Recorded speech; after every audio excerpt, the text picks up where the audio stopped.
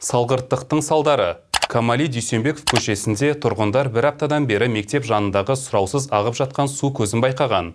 Мәселеге бей-жай қарай алмаған аудан тұрғыны өз шағымын білдірді. Толығырақ келесіде.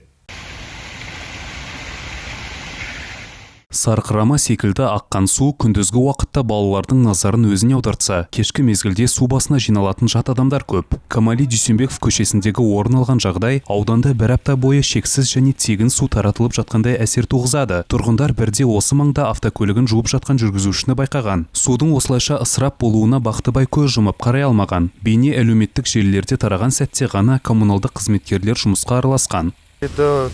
Опасно, здесь школа. Бұл жағдай аса қауіпті. Бұл маңда мектеп пен 20 қабатты үй орналасқан. Мәселеге бей-жай қарай алмадым. Бұл құбырдан шудың дауысы таралатын. Бүгін жұмыскерлер келгеннен соң тынышталғандай болды.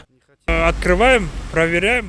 Біз құдықты ашып тексеріп жатырмыз. Апаттың нақты себебін білмейміз. Бір рет суды сорғылау жұмыстарымен айналыстық. Біз әлі де тексеріп себепті анықтайтын боламыз.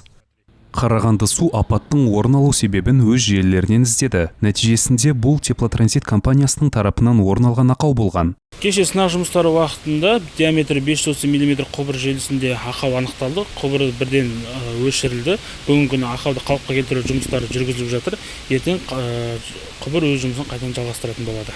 Аталған компанияда түсіндірілгендей, қыркүйектің басынан бастап желілерде қысымды анықтау үшін сумен толтырылады. Жұмыстар нәтижесінде құбырдан ақау табылған. Тек бұл мәселені неліктен компания жұмыскерлері бір апта бойы байқамады және ысырап болған судың құнын кім өтейді деген сұрақтар туындайды.